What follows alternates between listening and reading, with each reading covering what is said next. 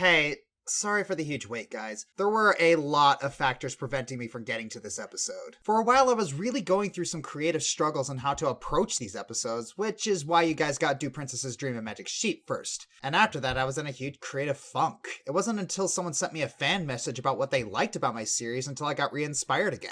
Once that happened, my mic broke, and this particular mic complements my voice very well. Having to get a new one has been difficult because the particular model has been discontinued and they sent it to the wrong address. But now, everything has been fixed and I'm back with Party Pooped.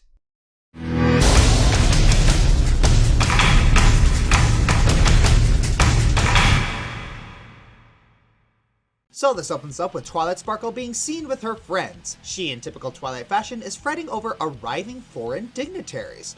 She's actually being respected as a princess and not getting blown off for a stupid reason. So, where are these dignitaries from? Wait, what?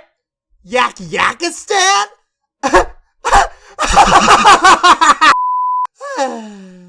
Apologies to all those of Middle Eastern descent, but this name is just funny, especially to the military folk. Remember, Equestria and Yakistan haven't opened their borders for hundreds of moons. There's that phrase again. Moons. How does one measure moons? Ever since I was mentioned during Equestria Girls, I always figured moons was another way of saying days, to preserve that whole Celestia and Luna are equal rulers idea. So consequently, I thought that Twilight would just get stuck in the human world for a month if she didn't succeed, which kinda mitigated the threat level. But some people have pointed out that moons could refer to lunar cycles, which on Earth is about 27 days, and makes the threat of Twilight not making the window hold a little more weight. But if that's true, then why do ponies say moons? 27 days is about a month, so why don't they just say months? And if it's hundreds of moons, well, why don't you just say years or a few decades? If it was hundreds of moons since the Yakistan government is reopening their borders, the most it could have been is 70 years, so why not just say a few decades instead of a few hundred moons? Is this something Luna related? Because we didn't hear this term being used until later seasons and when Luna became more amiable. Are ponies just doing this out of respect for her? Or is Luna so narcissistic that she decreed that decade be swapped out for hundreds of moons? Either way, I find it interesting. Speaking of which, closing of the borders? I wonder what happened there. Not many details can be gleaned from this point, so we'll come back to it later. Good, because we're only about 40 seconds into this episode. You kinda need to move on. Hey, it's called taking too seriously for a reason. It wouldn't be right if I didn't waste time on trivial stuff. Fair enough. Imagine the look on Princess Celestia's face when she finds out we made friends with a yak prince! Wait. Celestia doesn't know about this. You're meeting with a dignitary of an isolationist nation with no experience under your belt and going behind Celestia's back. Oh, wow, Twilight was hit hard with the idiot stick. Now that I think about it, it seems Twilight really needs some actual princess lessons. I mean, it's not Princess Diaries levels of bad, but we haven't seen Twilight learn much about being an actual princess, studying important things like diplomacy. Example, when a foreign dignitary arrives, you don't serve them their own food. 1, you probably don't know how to prepare them properly, and 2, they don't come to your country to eat likely worse versions of their own food. They come to see what unique things you have to offer their country. That's basic diplomacy. And if the borders were closed, how'd you get the recipe for those foods anyway? So let's talk about the yaks. At first, I kinda liked them. They were very exuberant, which gave them a little bit of charm. Greetings, ponies! But then they dropped this line. Yaks always get mad when things not perfect. Well, isn't that every fanbase ever? So the yaks get mad at the food and start wrecking Twilight's home. One might think this is a bad idea, but... Diplomatic immunity, my friend. Gun.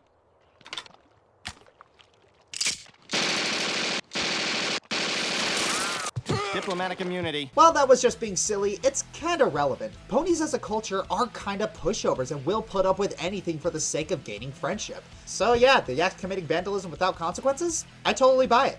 I think they broke my record for most stuff broken in under a minute. I mean, they even broke the trophy.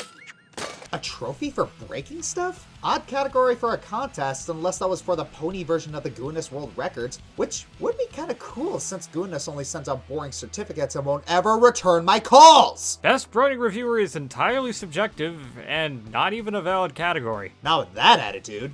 They're different, that's all. Now that's true. Norms in one culture can be taboo in another. Fun fact, in Kenya, it's actually considered rude to call forward and ask to show up to a house for dinner. They prefer you come uninvited. Ain't that something?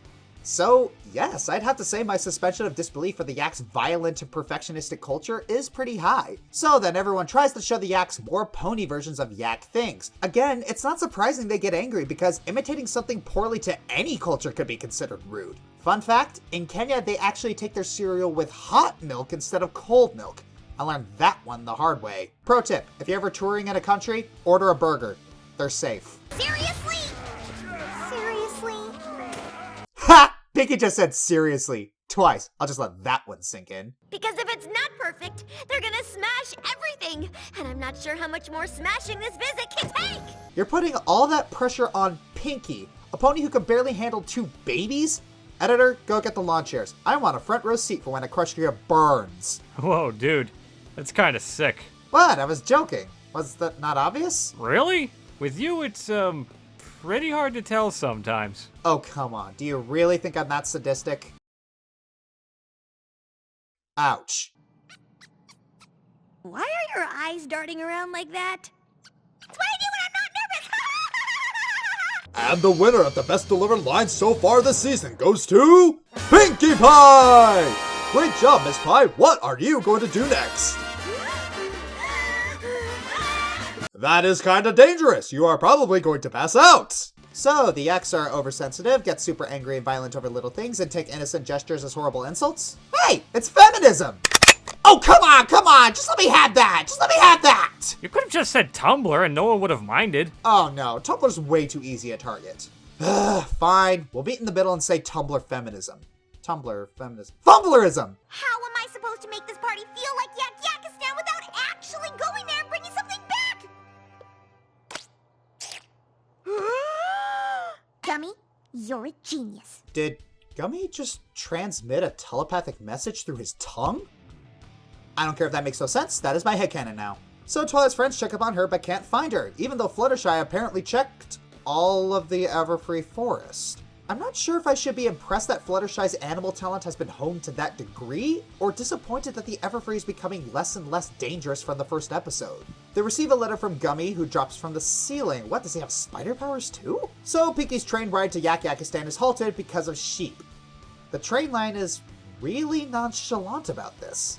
I mean, given Equestria's technology, it's not hard to assume that trains are the fastest mode of transportation other than Royal Chariot or scooter, so I don't see why the train line or the train stop wouldn't care about this when maybe just dressing up in a wolf costume would get them to move. That's probably mean, but that's what they get for being dumb enough to literally stand in traffic. Curse you, sheep! That's what I say to Democrats.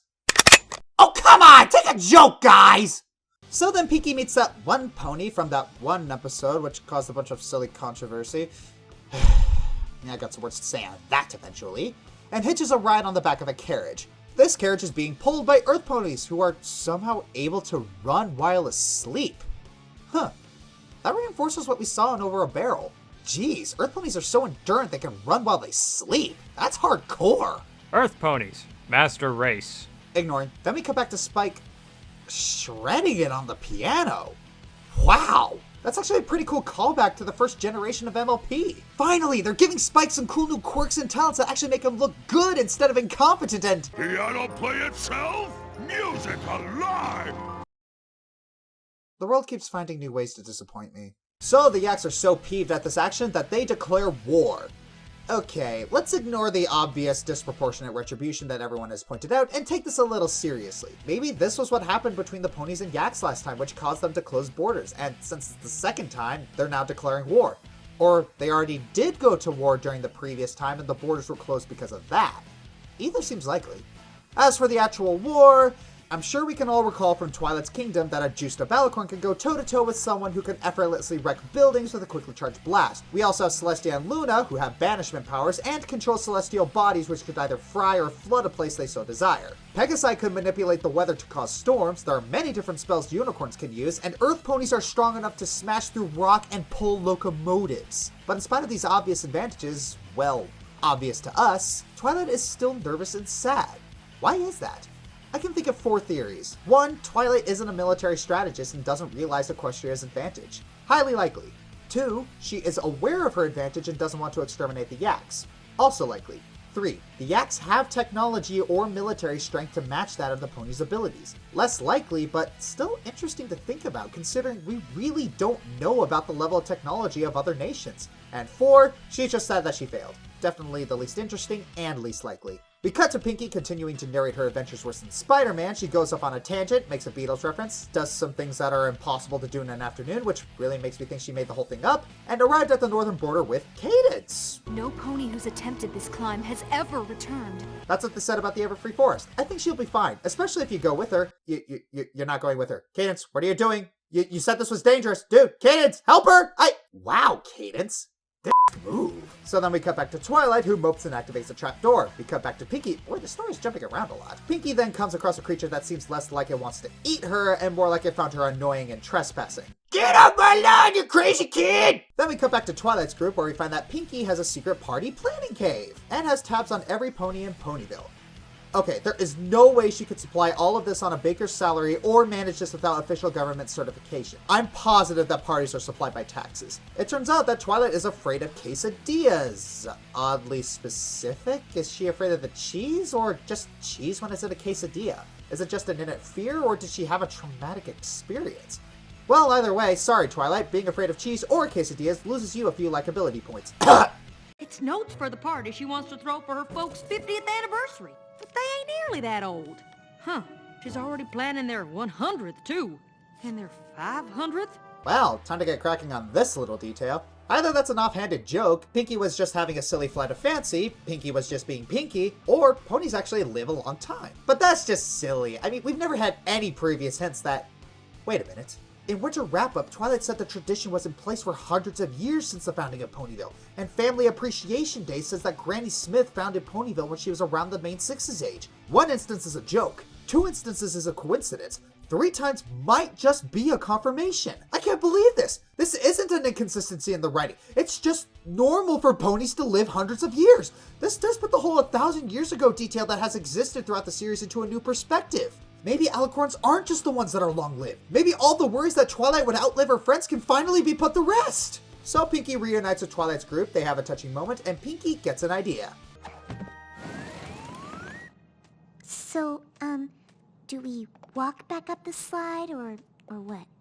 That's a very good question. I have no idea. So Pinkie gets her party off, pleases the Yaks, and tells Twilight what she should have known a long time ago. Celestia comes in and picks up on the fact that Twilight almost started a war.